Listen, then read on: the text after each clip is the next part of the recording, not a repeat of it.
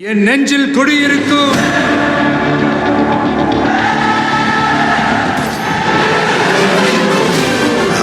தளபதி. ஏறவங்களா ஏறுங்க, ஏறவங்களா ஏறுங்க, எல்லாரும் ஷாரட்டோல ஏறவங்களா ஏறுங்க, என்னடா ஷாரட்டோல ஏறவங்க ஏறுங்க அப்படின்னு சொல்லிட்டு இருக்கேன்னு பாக்குறீங்களா? இவனுக்கு அப்படிதானே கைஸ் பண்ணிக்கிட்டு இருக்கானுங்க.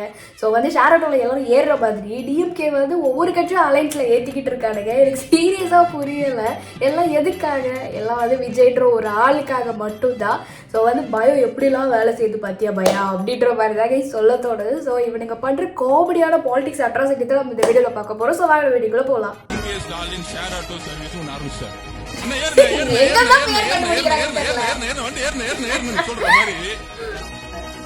ஒருத்தரை ஜெயிக்கிறதுக்கு யார் யார்தான் கண்ணுல போறீங்களோ செஞ்சு ஏறுங்க. பேமெண்ட் மட்டும் ஜிபே அனுப்பிச்சுட்டே இருப்போம். எல்லாம் ஷாரட்டோ பயலுங்கடா ஏறுங்க, ஜிபே பிக்ஸ் ஏறுங்க, ஜிபே பிக்ஸ் ஏறுங்க.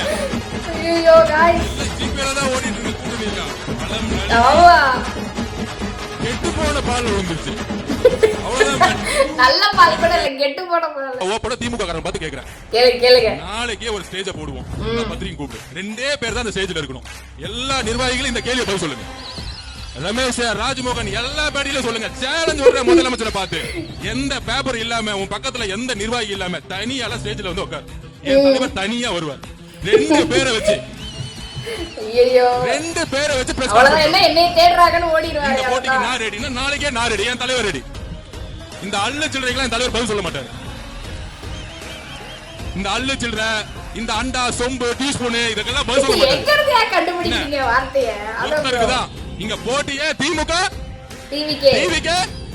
திமுக. அப்ப யாருக்கு பதில் சொல்லணும்?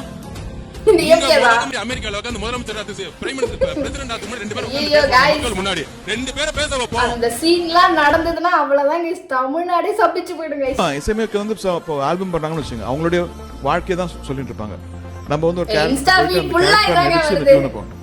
இப்போ வந்து ரஜினி சார் வெற்றி கொடி கட்டு தர அவர் எப்படி பாட, அதே மாதிரி ஆள போறான் தமிழ உலகம் எல்லாம். அன்றே கணித்தாரே ஒவ்வொருவரோட ஆக்டரோட குவாலிட்டி வச்சு அந்த ஸ்கிரிப்டுக்கு ஏத்த மாதிரி நடிச்சு தான் டியூன் போகும். யா என்ன பண்றாரு? வீடியோ எடுத்துட்டு இருக்காரா? செல்ஃபி தாங்க எடுக்கிறாரு. அதாவது அவர் எடுக்கிற வீடியோல அவரு தெரிய மாட்டாரு, பொதுமக்கள் தெரிய மாட்டாங்க. யாரு கை கட்டுறாரு? அத கை காட்டுறதுக்கு கூட அந்த வீடியோல தெரிஞ்சிருக்காது. நீங்க வேணா பாருங்க गाइस. அதாவது சிஎம்னா வந்து சீஃப் மினிஸ்டர் இல்ல கேமரா மேன் நினைக்கிறேன். இங்க பாரு நம்ம தலைவரை பாருங்க गाइस. ஓ மை காட், இப்போ ஒரு மாதிரி மேசிவா ஒரு உருவம் வரப்போது பாருங்க. போடு. மை காட், அவ்வளவுதான் எடுக்கும். ஒரே ஐடியா வந்து மொத்த ஆட்டோ பக்கம் அடிக்கிற மாதிரி இருக்கு இந்த சாப்பாட கேக்குறதுக்கு. ஜி இங்க ஃப்ரேம் பாருங்க ஜி. நேத்து முந்தானது ஒருத்தன் கட்சியை ஆரம்பிச்சுட்டு நாளை கழிச்சு முதலமைச்சர் போறேன்னு இருக்கான் ஒருத்தன். இல்ல இது நிறைய பேர் வந்து எனக்கு ஷேர் பண்ணிட்டு இருந்தாங்க. விஜய் அண்ணாக்கு சொன்னது கிடையாது. அப்போ விஜயகாந்த் சார் வந்து வந்த புதுசுல, அப்ப அரசியலுக்கு வந்த புதுசுல வந்து இவரு அதே மாதிரிதான் இப்போ முட்டு கொடுக்குற மாதிரியே வந்து அப்போ முட்டு கொடுத்துட்டு இருந்திருக்காரு திமுகக்கு. ஸோ வந்து வேற ஒன்றும் கிடையாது, ஒன்றும் இல்லை. ஜெயலலிதா அம்மா வந்து அப்போ என்னது ஒரு பிட்டு போட்டு விடுங்கன்னு சொன்னா 4-5 பிட்டு போட்டு ஐயாசாமிக்கு போட்டு விட்டுருந்தாங்கன்னா இந்நேரம் இவங்க வந்து பேசிட்டு இருந்திருக்க மாட்டாரு. ஐயோ ஒரு பேசினாலே ஏதாவது ஒரு வில்லங்கமா பேசுவாரு. பழம் நல்ல பழம் தான், பால்ல இல்ல பாதாள சாக்கடையில விழுந்துச்சு. பாதாள சாக்கடை உண்மையிலேங்க. யாரு தமிழ் திரையுலகில் நிறைய உணவு போட்ட அன்னதான பிரபுனா மதிப்பிற்குரிய புரட்சி கலைஞர் கேப்டன் அவர்கள் ஒருவர் தான். சீரியஸா தெரியுமா கைஸ்? இப்போ வந்து அந்த படம் ஷூட்டிங்ல எடுக்கும் போது கூட கேமராமேனா இருக்கட்டும், இல்ல சும்மா வந்து டச்சப் கொடுக்குறவங்களா இருக்கட்டும், மேக்கப் போடுறவங்களா இருக்கட்டும், சாப்பிட்டீங்களா, சாப்பிடுங்க வாங்க, சாப்பிட்டு வந்து நீங்க வேலை பாருங்க அப்படின்னு சொல்லிட்டு அவர் உட்கார வச்சு சாப்பாடு போட்டாரு. எனக்கு சீரியஸா தெரியல, அப்படிப்பட்டவரோட ஒய்ஃப் வந்து இப்படி வந்து பாலாட சாக்கடைக்குள்ள போய் விழுவாங்கன்றது வந்து என்னால் சீரியஸா வந்து என்ன சொல்றதுன்னு எனக்கு சீரியஸா தெரியல. நோ வேர்ட்ஸ் தான். அந்த மா மனிதனை அரசியல் உலகில் அதிகமாக சீரியஸா அசிங்கப்படுத்திட்டாங்க. அந்த மனுஷனை ரொம்ப அசிங்கப்படுத்திட்டாங்க. இருக்கிற கப்பலில் இருப்பவர் தான் கேப்டன், தண்ணியிலே இருப்பவர் எல்லாம் கேப்டன் எள்ளி நகையாடி அவரை அவமானப்படுத்தி அவரை கேரக்டர் அசாசினேஷன் செய்த ஒரு கட்சி இருக்குடா திமுக. பரவாயில்ல, எந்த கேப்டனை அவர்கள் இழிவுபடுத்தினார்களோ அந்த கேப்டனின் மீது விழுந்த பழியையும் தீர்ப்பதற்காக அவருக்கும் சேர்த்து திமுகவை வீட்டுக்கு அனுப்ப போகிற ஒரு கட்சி தமிழக வெற்றி கழகம் மட்டும்தான். சீரியஸ்லி இதான் உண்மை. 2017 தேர்தல் எப்படி தெரியுமா? கலைஞர் சென்ட்ரல் கவர்மெண்ட்ல அவங்க தான் பவர். காங்கிரஸ், பிசிகே, பிஎம்கே வரிசையா பாத்தீங்கன்னா எல்லா கட்சி இருந்துச்சு. ஆனா 2017 எதிர்கட்சியா கூட திமுக அந்த ரிசல்ட் தான் திருப்பி வரப்போகுது. என்றைக்கும் திமுக 2வது தடவை ஜெயிச்சதா வரலாறே கிடையாது. என்றைக்கும் வரலாறு கிடையாது. அந்த வரலாற்றை அவங்க அப்பனாலே உடைக்க முடியல, பையனால உடைக்க முடியுமா? கலைஞரால உடைக்க முடியல, ஸ்டாலினால உடைக்க முடியுமா? முடியவே முடியாது.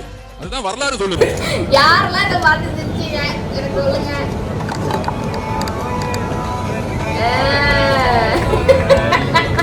எவனோ நம்ம பசங்க பார்த்தா போல போயிட்டாருங்க, அவ்வளவுதான். எப்படி கண்டுக்காம சைலண்டா வெயிட் பண்றாங்க பாத்தீங்களா? காதுலலாம் விழுந்திருக்கோம். எந்த இதுக்கும் போக முடியல. எல்லாத்துலயும் போய் நின்னதுனால என்னன்னு நம்ம வந்து எம்எல்ஏ ஆனாலோ மந்திரி ஆனாலோ அடுத்து அதுதானே நீங்க சொல்லக்கூடிய கொள்கைகளை அமல்படுத்துற இடம். தங்கச்சி அண்ணன் சொல்ற அன்பா சொல்றது கேளுங்க. என் மக்கள் வீதியில் நிக்கிறது எம்எல்ஏ ஆகி எம்பி ஆனவன் அமைச்சரானவனாலதான் இந்த பிரச்சனை என் மக்களுக்கு. அது கூட நீங்க எம்எல்ஏ நீங்களே எம்எல்ஏ ஆகாம அவங்க கூட நின்று இருந்தா என்ன அர்த்தம்? எம்எல்ஏ ஆகி இங்க ஒரு 25 உறுப்பினர் வச்சிருக்கவங்க மக்களுக்காக பேசின ஒண்ணு சொல்லுங்க சட்டசபையில.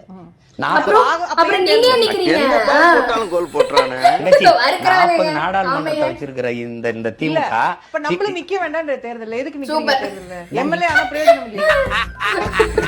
எந்த பக்கம் பால் போட்டாலும் என்னங்க பண்றீங்க? யாரு திருமாலையாவா? மாலை என்ற பெயரில் மணல் முட்டையை கட்டி தொங்க விட்டு பிசிகாவினர் டேய் பாவண்டா, அவரு தூக்க முடியாம தூக்கி படுத்துற போறாருடா. ஐயோ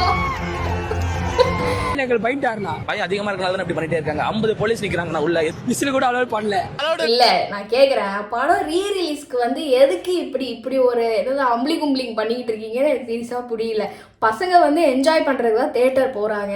ஸோ அவங்களுக்கு பிடிச்ச மாதிரியான ஆக்டிவிட்டிஸ், விசில் அடிக்கிறது, அவங்களுக்கு பிடிச்சதான் அவங்க அதை பண்றாங்க. விசில மறைச்சு என்னையா பண்ண போறீங்க? அதை வேற ஏன் இப்படி படுத்துறீங்க அப்படின்ற மாதிரிதான் இருக்கு. நீங்க இன்னும் மாநாடு நடத்தல, இடம் பற்றாக்குறை, அதனால நடத்தல. உங்க கட்சியில இருக்கிற 3 பேர் வச்சு மாநாடு நடத்துறதுக்கு மூத்திர சதே போதும். இவ்வளவு பேர் தமிழ்நாட்டுல உங்களுக்கு அந்த இடம் கிடைக்கலையா? ஐயோ நான் தலைவர் அசிங்க பாத்தீங்களா? வர்ற எலெக்ஷன்ல என் தலைவன் சிஎம் ஆவனா மெரினா பீச்ல அம்மனை கொண்டு ஓடு வர்றான். ஏய் நீ என்ன ஓடி பாத்த தம்பி தம்பி எல்லாம் ஆஃப் பண்ணி பா போடா நீ பா. தலைவன் அம்மனை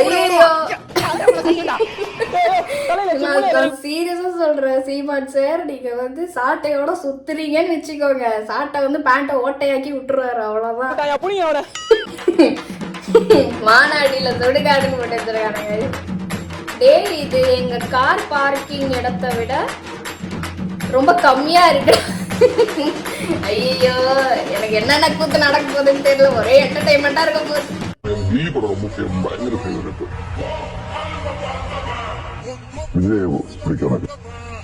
ஆனா உங்களை விஜய்க்கு பிடிக்காதீங்க. ஐயோ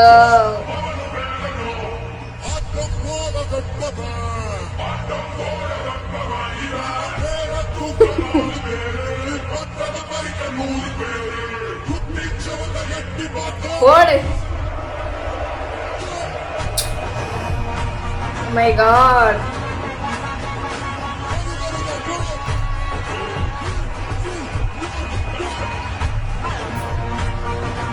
செம்மையா இருக்குங்க எடிட்.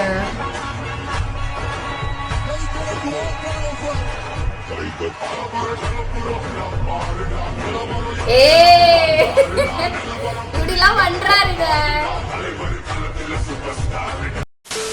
ஸோ அவ்வளோதாங்க இஸ் வீடியோ. இந்த வீடியோ பார்த்து ரொம்ப என்ஜாய் பண்ணியிருப்பீங்கன்னு நினைக்கிறேன். நெக்ஸ்ட் ஒரு சூப்பரான வீடியோவில் உங்களை பார்க்குறேன். பாய். என் நெஞ்சில் குடியிருக்கும்